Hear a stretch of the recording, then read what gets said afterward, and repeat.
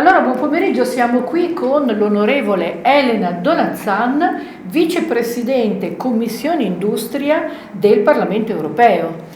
Onorevole, lei è originaria della provincia di Vicenza e ha già avuto esperienza come assessore regionale e quindi come ha portato il territorio in Parlamento Europeo.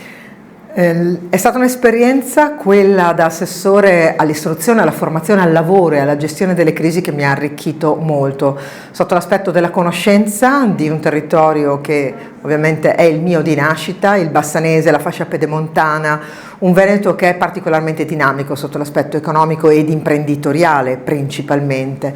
Tanta impresa, tanti settori, tanta capacità, e anche quando abbiamo gestito il tema delle trasformazioni, il fatto di essere assessore all'istruzione e al lavoro mi ha permesso anche di capire quanto il capitale umano fosse centrale nelle scelte.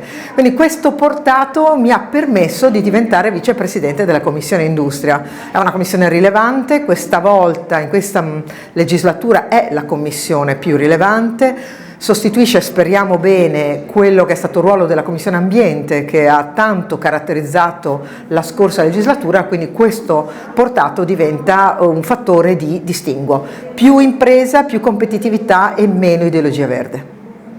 Abbiamo parlato però di istruzione e lavoro, quindi di giovani e industria, e siamo esattamente nel contesto dei giovani di Confindustria.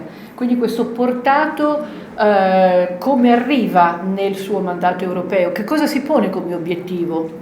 L'obiettivo è quello di rendere sempre più consapevole la grande Europa, che è il più grande mercato esistente oggi in termini di valore, di complessità, di vivacità culturale.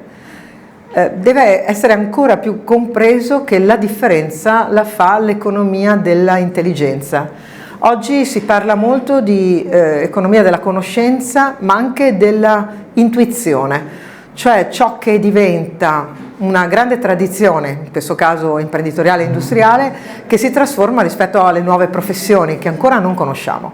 Il rapporto con il mondo della Confindustria giovani, della Confindustria in generale, che ha sempre avuto tanta attenzione per l'education. Io ricordo che tra i primissimi incontri nel 2005, quindi io appena arrivata assessore all'istruzione, alla formazione e al lavoro, il mio interfaccia fu proprio questo attivismo della Confindustria. Alcuni presidenti importanti di oggi erano presidenti dei giovani di ieri, e quindi questo continuo passaggio di testimone sul tema del capitale umano, che riguarda principalmente ovviamente i giovani imprenditori che guardano ai loro collaboratori futuri, è per me stato arricchente prima da assessore del Veneto e oggi da vicepresidente della Commissione, perché sono anche in Commissione Occupazione e Affari Sociali, che ha proprio questo focus, quello del capitale umano, come centralità.